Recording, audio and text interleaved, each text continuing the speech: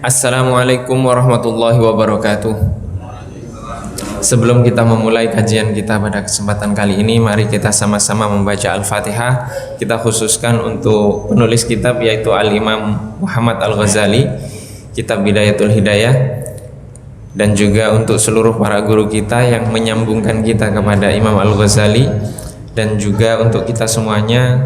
Semoga di malam nisfus Sa'ban ini Allah Subhanahu wa ta'ala mengampuni seluruh dosa kita dan membersihkan diri kita lahir dan batin untuk dapat ditakdirkan masuk ke dalam bulan Ramadan dengan hati yang bersih dan juga jiwa yang bersih serta lahir dan batin yang bersih.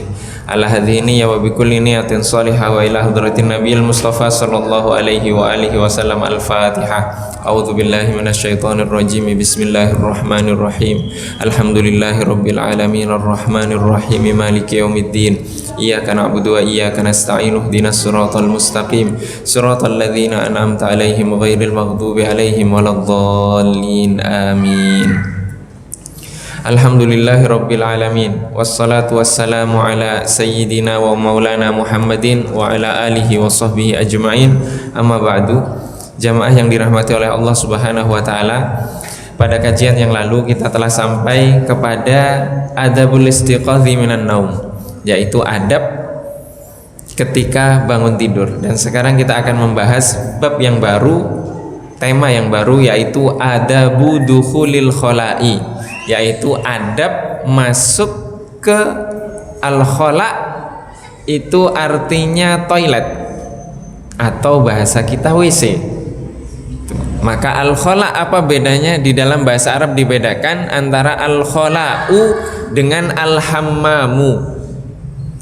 Al-khola'u dan al-hammamu itu kalau bahasa Indonesianya sama, toilet, kamar mandi. Tapi di bahasa Arab ada bedanya. Al-hammam itu artinya kamar mandi yang tidak ada WC-nya. Itu al-hammam. Jadi kamar mandi yang tidak ada WC-nya kalau suci itu boleh digunakan untuk sholat. Itu al-hammam. Tapi kalau al-khola itu artinya kamar mandi yang ada WC-nya. Tidak boleh digunakan untuk beribadah. Gitu. Jadi itu perbedaan antara al-khola'u dan al-hammamu, ya. Tapi kalau bahasa Indonesia sama, namanya kamar mandi. Yang namanya kamar mandi semuanya nggak boleh, gitu. Kamar mandi yang tidak ada WC-nya itu al-hammam. Kalau suci boleh kita sholat di dalam kamar mandi tersebut. Kalau ada WC-nya tidak boleh, ya. Itu perbedaannya. Nah, sekarang adab memasuki kamar mandi.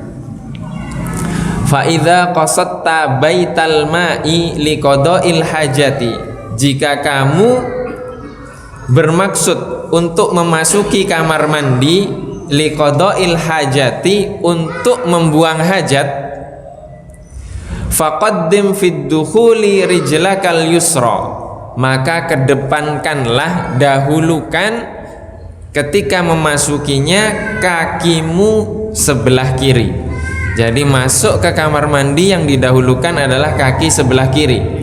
Wa fil khuruji rijlakal yumna, dan ketika keluar dari kamar mandi yang didahulukan adalah kaki yang kanan. Wala tastashib syai'an alaihi ismullahi ta'ala wa rasulihi, dan janganlah kamu membawa sesuatu apapun yang di atasnya tertulis nama Allah dan nama Rasulullah Sallallahu Alaihi Wasallam. Jadi tidak boleh kita masuk ke dalam kamar mandi membawa sesuatu di mana di atas sesuatu tersebut tertulis nama Allah dan nama Rasulullah, yaitu Sayyidina Muhammad Sallallahu Alaihi Wasallam. Nah, kalau HP bagaimana? Kalau HP bagaimana? Nah, kita bawa HP nih, aplikasinya apa, ringtone-nya itu Al-Quran, terus berdering pas kita sedang di toilet, itu bagaimana? Maka di sini jangan sampai pakai ringtone Al-Quran, sholawat, apa yang itu ada Rasulullah, ada Allah di sana. Jangan pernah pakai ringtone itu. Ya kalau lagi sholat nggak apa-apa. Tapi kalau sedang buang hajat ringtone-nya bunyi a'udzubillahi minasy, siapa yang salah? Dosa itu yang punya ringtone seperti itu. Maka jangan pernah pakai ringtone yang terkait dengan Al-Quran, dengan nama Allah, memuji Rasulullah. Jangan pakai ringtone itu. Jangan pakai ringtone itu. Kalau ada aplikasi, jangan dibuka aplikasinya, aplikasi Al-Quran. Jangan dibuka. Jangan dibuka di mana? Di kamar mandi. Di kamar mandi. Aplikasinya nggak apa-apa. Sholat bawa HP, nggak apa-apa kan? Tidak apa-apa. Tapi kalau sambil main HP nggak boleh. Nggak boleh. Tidak boleh karena akan mengganggu. Gitu. Maka dalam kondisi sholat, ketika ada sesuatu yang mengganggu kekhusyuan sholat, langsung hilangkan. Jadi kalau HP kita berdering misalkan, langsung matikan saja. Kan kita sudah tahu tombolnya, jadi nggak butuh dilihat. Yang membatalkan bagaimana? HP-nya berdering, terus kemudian dilihat dulu, siapa nih? Kan kita lagi sholat, kita lihat dulu, siapa nih? Oh penting, taruh dulu. Nggak usah dilihat, langsung dipencet saja, dimatikan. Itu tidak membatalkan sholat. Wala tadkhul hasiror ro'si wala hafiyal qadamaini, dan janganlah kamu memasukinya hasiror ro'si, tanpa penutup kepala. Ini pertanyaannya, kenapa kok tanpa penutup kepala? Kenapa kok dilarang? Kemudian walaha fiyal qadamain, dan juga tanpa alas kaki. Jangan sampai masuk toilet tanpa penutup kepala dan tanpa alas kaki. Ini bagaimana kita memahami perkataan Imam Al-Ghazali di sini? Bisa kita terapkan sekarang? Wah, menurut Imam Ghazali seperti ini, artinya saya masuk kamar mandi sini, kemudian saya pakai sendal. Marah Mas Thoyib. Marah Mas Thoyib. Kenapa? Ini kondisinya sesuai dengan kondisinya Imam Ghazali ketika itu. Kita punya kondisi sendiri, di mana di masjid ada aturan lepas sendal. Ya sudah, artinya yang di dalam itu suci. Jangan sampai kita keluar dari toilet kaki kita najis, karena semuanya sudah suci. Adat kita seperti itu. Adat kita seperti itu. Berbeda adat setiap daerah. Misalnya kita ke mana? Ke Saudi, umroh, haji, di Masjidil Haram turun ke bawah, karena kebiasaan di Masjid Qaryah Thayyibah mau masuk kamar mandi lepas alas kaki. Loh, kenapa najis itu? Dimarahi kita. Karena di sana menggunakan alas kaki, maka kita harus melihat kondisi. Maka di sini maksudnya adalah di masanya Imam Al-Ghazali dulu seperti itu toiletnya. Toiletnya seperti itu, tidak seperti kita sekarang. Nah, untuk kehati-hatian, maka ada beberapa toilet yang di kamar mandi, di tempat-tempat ibadah atau di rumah-rumah, di dalam kamar mandinya ada alas kaki. Artinya keluar dari kamar mandi sudah nggak beralas kaki lagi karena sudah suci. Jangan dibayangkan dulu Rasulullah juga Masjid Nabawi itu seperti kita pakai karpet seperti ini, keramik gitu. Tidak. Itu semuanya adalah tanah masih. Maka ketika itu ada orang Badui masuk ke masjid kemudian buang hajat, mohon maaf, buang air kecil. Sahabat marah, ingin langsung dipenggal itu. Padahal itu orang tidak tahu. Itu orang Badui tidak tahu itu kalau itu masjid. Akhirnya buang air kecil di Masjid Nabawi. Coba bayangkan. Rasulullah bagaimana? Langsung dipenggal, dibunuh, dipukul gitu? Tidak. Karena dia tidak tahu, dikasih tahu oleh, sudah siram saja dengan apa? Dengan air. Karena waktu itu masih tanah. Kalau disiram air, airnya kan ngeresap ke dalam, udah suci lagi kalau sudah kering. Maka orang tadi, karena orang Badui tidak tahu, sahabat-sahabat marah, dia berdoa kepada Allah. Ya Allah, katanya, balaslah apa yang mereka lakukan ini ya Allah, katanya, kecuali Muhammad, katanya. Karena yang rahmat itu hanya Nabi Muhammad, yang lainnya marah, Nabi Muhammad saja yang tidak marah gitu. Jadi semuanya dilaknat sama orang tadi kecuali Nabi Muhammad. Itu Nabi Muhammad Shallallahu Alaihi Wasallam. Maka memahami ini kita harus memahaminya dengan konteks Imam Ghazali ketika itu. Wa qul indad dukhuli, dan katakanlah ketika kamu memasukinya, bismillahi a'udzu billahi minar rijsi wan najasi al khabithi al muhbathi asyaitonir rajim. Aku berlindung kepada Allah Subhanahu wa taala ar-rijsi an-najasi, dari najas dan yang najis. Ini maksudnya semuanya adalah setan. Ya. Al-khabath, khabath itu keburukan, mukhbath itu yang diburukkan, yaitu setan. Jadi maksudnya adalah yang terlahir berlindung dari asyaitan ar-rajim, syaitan yang terlaknat. Jadi kita berdoa dari Allah kepada Allah Subhanahu wa taala agar Allah melindungi kita dari setan. Dari setan. Wa indal khuruji, jadi agama kita ini sudah mengatur semuanya. Mau masuk kamar mandi kaki kiri, keluar kamar mandi, terus sebelum masuk kamar mandi kita berdoa bismillahi a'udzubillah. Ini sebelum masuk. Kalau sudah masuk kita tidak boleh melafalkan apapun. Melafalkan nama Allah tidak boleh, melafalkan Nabi Muhammad tidak boleh. Kalau lupa bagaimana? Sudah masuk tapi lupa, belum berdoa, keluar lagi, bagaimana? Boleh tapi di dalam hati. Jangan diucapkan, cukup di dalam hati. Boleh berdoa tapi di dalam hati. Kalau di dalam hati tidak ditulis sebagai pengucapan. Yang dilarang itu pengucapan. Yang dilarang itu pengucapan. Maka doanya kita ucapkan di dalam hati. Berlindung dari mana? Dari syaitan. Berlindung dari syaitan.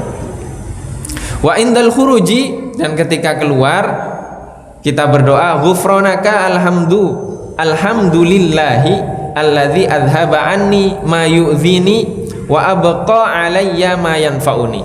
Ghufranaka, ampunanmu ya Allah, segala puji bagimu, zat yang telah mengeluarkan dariku, menghilangkan dariku ma yu'dhini, sesuatu yang menyakitiku, dan menetapkan atasku sesuatu yang bermanfaat bagiku. Maksudnya apa?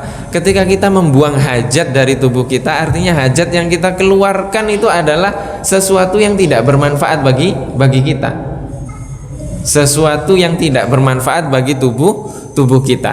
Yang tersisa itu adalah apa? Yang tersisa adalah sesuatu yang bermanfaat dari apa yang kita konsumsi. Itu maksud dari doa ini. Wayam bagi antu adda an-nabla qabla qada'il hajati, dan sebelum kita membuang hajat hendaklah kita menyiapkan hal-hal yang kita butuhkan. Apa yang kita butuhkan? An-nabla. An-nabla masuk di dalamnya air dan juga batu untuk istinja. Kami dulu waktu kecil diajari itu istinja. Istinja itu menggunakan apa? Menggunakan batu. Jadi kalau buang hajat kita harus ada 3 batu untuk membersihkan tempat keluar hajat tersebut. Yang utama apa? Yang utama menggunakan 2 hal, yaitu batu dan air. Ini Rasulullah demikian. Rasulullah bersucinya itu dengan batu atau dengan air, atau dengan dua-duanya atau salah satunya. Coba sekarang yang mengatakan saya ingin mengikuti sunnahnya Rasulullah Shallallahu Alaihi Wasallam, yang mengatakan demikian ya, sekarang berangkat umroh, haji, naik pesawat bawa batu, nggak usah pakai tisu. Di masa Rasulullah nggak ada tisu. Ada yang mau? Tidak ada. Artinya nggak mau ikut sunnahnya Rasulullah dong kalau begitu. Gimana ini? Rasulullah pakai batu dulu. Ada di sini yang mau buang hajat, kemudian apa? Oh, saya mau mengikuti sunnahnya Rasulullah. Lakukan sekali dua kali tidak apa-apa. Dan kita sudah pernah praktek dulu seperti itu waktu kecil. Karena waktu kecil sering main ke sawah, oh nggak ada air pakai batu, sudah ngikutin kan? Sudah pernah artinya. Di masa sekarang tugasnya batu diganti sama tisu. Dan kita lebih tenang untuk membersihkannya dengan air. Kalau ada batu dan air, maka yang diutamakan air. Kalau kita memilih salah satunya. Itu di masa dulu seperti itu. Di masa dulu seperti itu. Sekarang coba kita sediakan batu di kamar mandi. Nggak bisa seperti itu. Ini namanya apa? Fikih itu mengikuti zaman. Fikih itu mengikuti zaman. Dan sekarang kalau memang mengatakan ingin mengikuti Rasulullah seutuhnya, ayo bersuci pakai batu. Ada yang mau? Nggak ada yang mau. Nggak ada yang mau. Karena apa? Inti dari bersuci itu menghilangkan sesuatu yang najis dari badan kita. Bagaimana menghilangkannya? Di masa Rasulullah menggunakan batu. Di masa kita sudah diganti dengan tisu. Coba bawa batu dalam pesawat itu bagaimana? Dimarahi kita, baru screening aja udah nggak bisa masuk. Itu batu apa? Ntar dikira batu Karbala kan nggak enak. Maka di sini ini fikih ya, terkait masalah fikih. Wa alla tastanji bil ma'i fi maudhi'i qada'il hajati. Maka janganlah engkau membersihkan dengan air di tempat engkau membuang hajat. Ini gimana membuang hajat di tempat kita membuang hajat? Artinya di kloset itu kita nggak boleh menggunakan air, gitu kan? Kalau kita bayangkan kondisi kita sekarang. Dulu di masanya Rasulullah nggak ada WC, Pak, nggak ada kamar mandi. Kalau Rasulullah ingin buang hajat kemana? Ke gurun. Jadi kalau membawa air kemudian buang hajat di atas gurun tersebut, di tempat kita buang hajat, kita siram air, maka kena ke hajat kita. Dan percikannya akan membuat kita najis. Artinya harus pindah dulu, pindah tempat dulu gitu. Maka di sini tidak bisa konteksnya kita cocokkan dengan kondisi kita sekarang. Sudah buang di kloset, di toilet gitu kan, oh nggak boleh menyiram air di tempat kita buang hajat, keluar dulu pindah gitu. Tidak bisa. Ini di masa ini nggak ada toilet. Di masa Rasulullah itu nggak ada toilet. Maka buang hajatnya kapan? Di malam hari kebanyakan. Dan itu di tempat-tempat yang tidak ada orang di sana. Tidak ada orang di sana. Di mana? Di tengah gurun. Di tengah gurun. Maka di sini membersihkannya maksudnya apa? Jangan sampai kena percikan air. Kalau kita sudah difasilitasi sekarang, hajat kita sudah buang, sudah ada salurannya sendiri, gitu kan? Bahkan sudah ada teknologi yang berubah, airnya sudah langsung berubah bersih sendiri, gitu kan? Itu sudah ada teknologinya. Maka itu adalah perkembangan zaman. Hal ini tidak bisa kita terapkan. Kalau bahasa kita sekarang, ya sebelum bersuci, membersihkan kotoran, ya disiram dulu gitu. Disiram dulu sampai bersih, baru kita membersihkan hajat kita yang tersisa, yang menempel di tubuh kita. Wa antas tabri'a minal bauli bitanahnuhi wan natri thalathan. Nah, ketika kita wa antas tabri itu artinya membersihkan. Ketika kita membuang air kecil, hendaknya kita apa? Hendaknya kita at-tanahnuh. At-tanahnuh itu berdaham. Nah, berdaham. Jadi daham 3 kali. Karena apa? Karena buang air. Buang air kecil itu ada sisanya. Maka di sini diutamakan, nanti dicontohkan di sini. Jadi harus berdaham 3 kali. Dan juga menekan, mengurut, mohon maaf diurut dari ujung, diurut agar apa? Tidak ada sisa. Kalau ada sisa kebanyakan ketika ruku atau ketika sujud itu netes, itu najis, nggak sah sholatnya.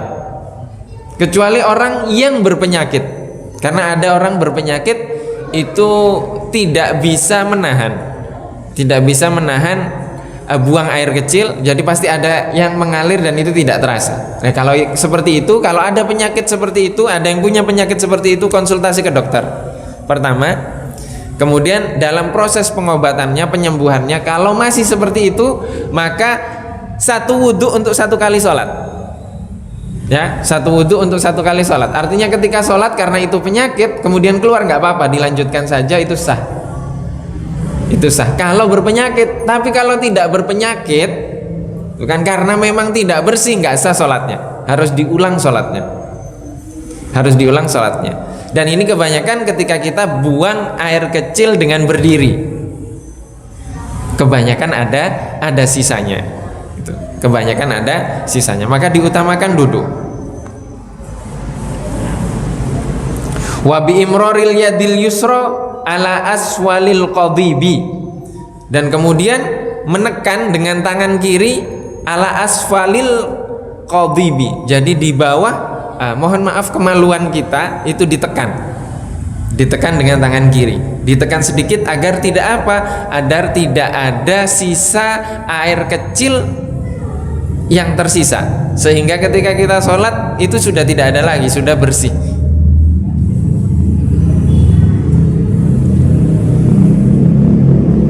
Wa in kunta fis sahra'i fab'ud an uyunin nadhirin, jika kamu membuang hajat di gurun pasir. Tuh kan, di gurun pasir, siapa sekarang mau buang hajat di gurun pasir?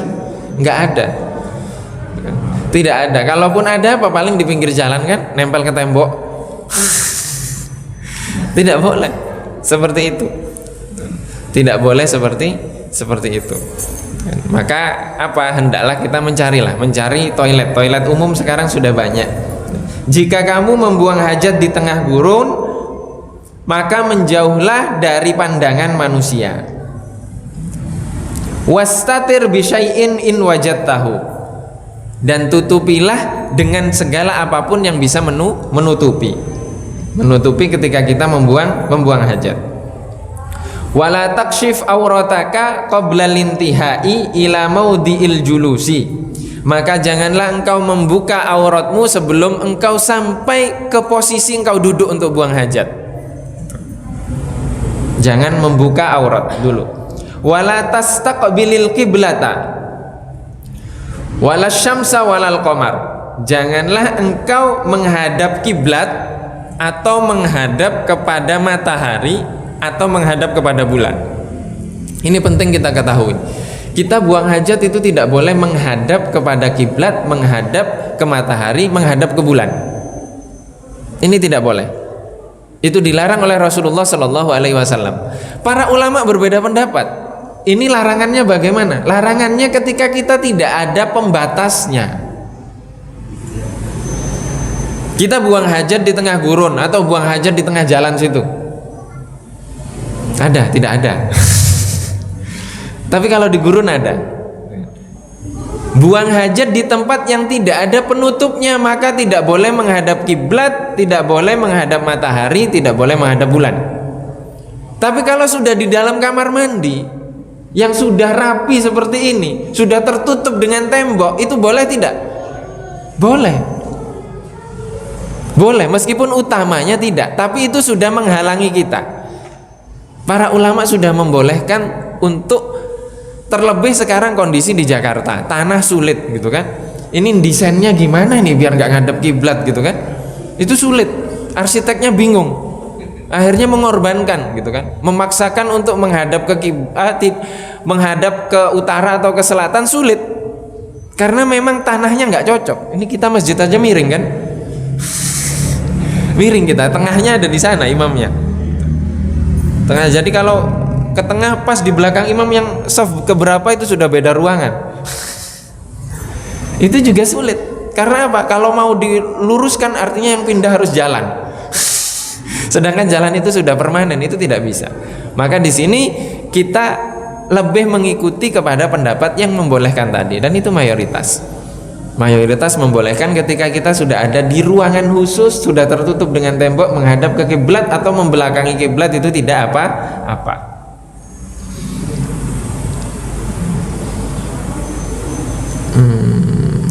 Wala tastadbirhuma, dan janganlah membelakanginya, yaitu membelakangi kiblat, membelakangi matahari, dan membelakangi bulan. Wala tabul fi mutahadditsin nasi, janganlah engkau membuang air kecil, hajat kecilmu di tempat orang berkumpul. Tempat orang berkumpul, karena sudah malam, kita sudah di jalan, nggak ada tempat lain kecuali apa? Kecuali halte. Akhirnya kita buang hajat di belakang halte. Boleh nggak? Tidak boleh. Tidak boleh di tempat berkumpul. Kita sekarang sudah banyak sekali tempat-tempat toilet-toilet umum. Di mana-mana sudah disediakan, apa susahnya kita berhenti di tempat-tempat tersebut.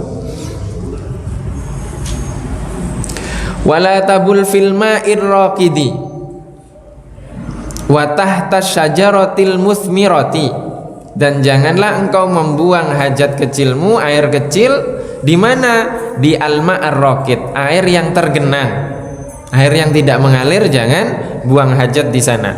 Wa tahta syajaratil musmirah, dan jangan membuang hajat air kecil di mana? Di bawah pohon yang sedang berbuah. Wala fil hajari, dan juga jangan di atas batu. Nah, ini aturan dalam agama Islam seperti itu. Aturannya itu indah sekali. Aturannya itu bersih, manusiawi sekali. Kira-kira mungkin nggak agama Islam ini nggak toleran? Itu mungkin nggak? Nggak mungkin. Kalau ada orang Islam yang nggak toleran, berarti dia salah memahami Islam. Ya, salah memahami Islam. Wahdharil arda as-salbah wal muhibbir rihi ihtirazan minar rasyashi. Jangan, hindarilah untuk buang hajat di tanah yang kering. Kering maksudnya padat. Karena apa? Percikannya. Wa muhibbir rihi, dan apa? Angin yang kencang. Ihtirazan minar rasyas, takut terkena percikan airnya. Liqaulihi sallallahu alaihi wasallam, berdasarkan dari sabda Sayyidina Rasulullah sallallahu alaihi wasallam, inna ammata adzabal qabri anhu minhu, sesungguhnya mayoritas azab kubur itu dari mana? Dari najis, buang air kecil. Maka hati-hati, buang air kecil ini hati-hati. Wattaqi fi julusika 'alar rijlil yusra, dan duduklah dan tumpukanlah dalam dudukmu di atas kaki yang kiri. Maksudnya apa? Ini harus dicontohkan. Bagaimana Sayyidina Rasulullah Shallallahu alaihi wasallam buang air kecil. Saya contohkan sebentar.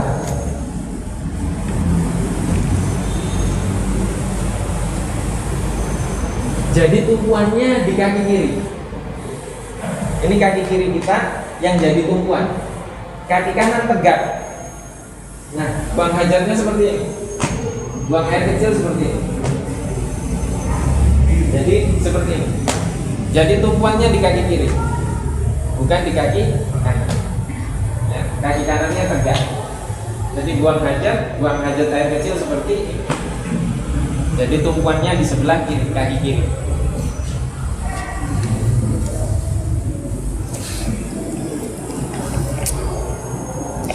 Ini ada cerita Sayyidina Abdullah ibnu Umar. Jadi kalau kita menanyakan siapa sahabat yang ingin mengikuti Rasulullah Shallallahu Alaihi Wasallam seutuhnya, itu Sayyidina Abdullah ibnu Umar, putra dari Sayyidina Umar. Putra dari Sayyidina Umar ini sampai itu beliau haji kurang lebih 60 atau 70 kali. Haji, setiap tahun haji. Beliau setiap tahun haji, dan setiap kali berangkat haji atau berangkat umroh, menaiki kuda atau menaiki onta di titik di mana Rasulullah menaiki kuda dan untanya. Jadi kalau Rasulullah berdiri di situ, naiknya dari situ, beliau naiknya dari situ. Ini hanya karena ingin mengikuti Rasulullah seutuhnya. Di mana Rasulullah turun, berhenti, beliau berhenti di situ. Bahkan pernah di antara dua bukit itu Rasulullah pernah buang hajat. Di tengah antara dua bukit itu ada jalan kecil. Tiba-tiba Sayyidina Abdullah bin Umar ini berhenti di tempat itu dan beliau nggak ingin buang hajat, sekedar jongkok seperti tadi. Kemudian ditanya oleh orang-orang, kenapa kamu jongkok di situ? Karena Rasulullah waktu berangkat haji umroh jongkoknya di sini. Jadi sampai seperti itu ingin mengikuti Rasulullah Shallallahu Alaihi Wasallam. Sekarang kita ada yang tahu tempat Khandaq Rasulullah itu di mana? Nggak ada. Sekarang sudah hilang semuanya. Sudah hilang semuanya. Kalau kita datang ke sana yang kita cari apa? Kebun korma untuk untuk oleh-oleh. Kita nggak tahu itu letaknya di mana. Di mana Rasulullah dulu mengambil air, di mana Rasulullah dulu duduk, di mana Rasulullah dulu begini. Dulu Rasulullah pertama kali sholat sesampai di Madinah itu di mana? Kita nggak tahu. Karena apa? Kita nggak pernah ditunjukkan dengan hal-hal seperti itu. Padahal kalau kita dapat sholat di atas di mana Rasulullah sholat dulu di situ, coba kepala Rasulullah menyentuh di tempat itu bagaimana berkahnya? Karena pernah Rasulullah sholat di sana. Pernah Rasulullah di sana. Karena kita tidak tahu dengan hal-hal seperti itu. Wala tabul qaiman illa an daruratin, dan janganlah membuang air kecil dengan berdiri kecuali karena darurat. Nah, ini Rasulullah Shallallahu Alaihi Wasallam, apakah pernah beliau buang air kecil dengan berdiri? Pernah. Diingkari oleh Sayyidah Aisyah. Diingkari oleh Sayyidah Aisyah. Kalau tidak salah hadisnya riwayat Abdullah bin Abbas. Itu mengatakan Rasulullah buang air kecil berdiri. Tapi Sayyidah Aisyah mengatakan, selama saya tinggal bersama Rasulullah, Rasulullah tidak pernah buang air kecil itu berdiri. Maka para ulama menggabungkan antara dua riwayat tadi. Iya, di rumah. Kan Sayyidah Aisyah nggak selalu ikut ketika keluar. Nah, ketika di luar Rasulullah pernah buang air kecil berdiri. Artinya boleh atau tidak? Boleh. Boleh buang air kecil berdiri. Maka polemik berdiri atau duduk sudah kita hilangkan sekarang. Polemik ini gimana ini? Urinoir ini kita bongkar atau enggak? Kita kan ribut hal-hal yang seperti itu. Padahal Rasulullah melakukan. Artinya itu Rasulullah melakukan. Pernah Rasulullah buang air kecil berdiri? Pernah. Kalau sudah pernah artinya tidak haram. Kalau haram nggak mungkin Rasulullah melakukan. Maka diartikan apa? Kalau darurat silahkan, tapi diutamakan untuk duduk. Artinya berdiri itu boleh. Dua-duanya kan yang dititik tekankan, jangan sampai kena najis, jangan sampai tersisa air kecilnya. Itu yang ditekankan. Tersisa, jangan sampai. Makanya dua inilah yang harus kita tekankan. Kalau kita sedang buang hajat air kecil dengan berdiri, jangan sampai kena percikan, jangan sampai ada sisanya. Demikian juga duduk, sama saja gitu. sama saja. Maka diutamakan berdiri.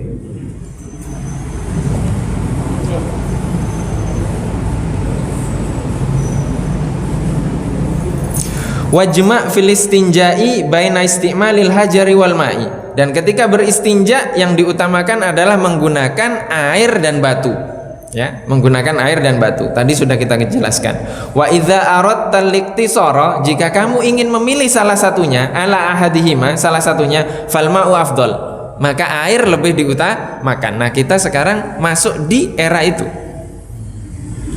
Kita sekarang kondisi kita air itu lebih utama. Maka kita menggunakan air. Dan Indonesia ini masya Allah air banyak sekali, dan kita tidak pernah merasakan air itu putus sekian hari gitu kan, tidak pernah, karena air di sini melimpah. Dan itu dirasakan oleh orang-orang yang tinggal di negara-negara Arab yang sumber airnya hanya dari satu sungai, misalnya di Mesir Sungai Nil. Jadi kami di sana pernah merasakan pengumuman, hari ini diumumkan mulai besok jam sekian air mati. Berapa hari? Seminggu. Nah, kita nggak pernah seperti itu. Makanya kita kalau wudhu dibesarkan aja, terserah kan, besar aja airnya penuh gitu kan, airnya penuh melimpah, dibuang-buang gitu kan. Nah, itu kita belum pernah merasakan itu, maka wudhunya silahkan diboroskan aja gitu. Tidak, maka kita harus secukupnya, karena Allah memberikan nikmat itu kepada kita. Fa iniktasorta alal hajari, jika kamu mencukupkan dengan batu, fa alaika antasta'mila thalathata ahjarin tahiratin mutasyaffatil lil aini tamsahu biha mahallan najwi. Maka ketika kamu mencukupkan dengan batu, gunakanlah tiga batu yang bersih. Bihaitsu la tantaqilun najasah an maudhi'iha, yaitu batu tersebut tidak bisa memindahkan najis yang menempel kepadanya. Maka di sini ini batunya itu harus kesat gitu. Wa kadzalika tamsahu al-qadiba fi thalathati mawadi'a min hajarin. Kemudian membersihkan tempat keluar hajat tersebut dengan batu tersebut dengan 3 sisinya. Fa in lam yahsul intiqa bi thalathatin fatammim khamsatan aw sab'atan ila ayyabqa bil itar. Dan jika kotorannya masih ada, sisa-sisa najisnya masih ada, sedangkan kita sudah menggunakan 3 batu, maka lengkapi menjadi 5, lengkapi menjadi 7, maka dicukupkan dengan yang ganjil. Fal itaru mustahab, witir yang ganjil itu dianjurkan. Walintiqa wajibun, sedangkan membersihkan najis dari badan kita itu wajib. Wala tastanji illa bil yadil yusra, jangan pernah bersuci melainkan dengan tangan yang kiri. Wa qul indal faraghi minal istinja, dan katakanlah ketika kamu telah selesai beristinja, Allahumma tahhir qalbi minan nifaq, ya Allah bersihkanlah hatiku dari nifaq. Wa hassin farji minal fawahish, dan lindungilah farajku, kemaluanku dari perbuatan yang keji, yaitu zina maksudnya. Wadluk yadaka ba'da tamamil istinja'i bil ardi, dan kemudian bersihkan, hentakkan tanganmu di atas tanah setelah beristinja, au bihaitin, atau kepada tembok. Tsummaghsilha, kemudian cucilah gitu. Jadi setelah selesai hentakkan kaki, ini semuanya sudah diambil tugasnya oleh tisu kalau masa kita sekarang gitu. Jadi bersuci, menghilangkan bersuci, semuanya dicuci, itu sudah diambil tugasnya oleh tisu. Dan semoga Allah Subhanahu wa taala membersihkan kita dari seluruh hal-hal yang najis, yang kotor, baik itu yang berbentuk lahir ataupun berbentuk batin dalam diri kita. Allahumma amin. Ini saja yang dapat kita kaji pada kesempatan kali ini. Waktunya sepertinya sudah adzan, sudah habis. Mohon maaf apabila ada kekurangan. Jika ada pertanyaan silahkan bisa ditulis, nanti dapat kita kaji kembali pada pertemuan yang akan datang. Wassalamualaikum warahmatullahi wabarakatuh.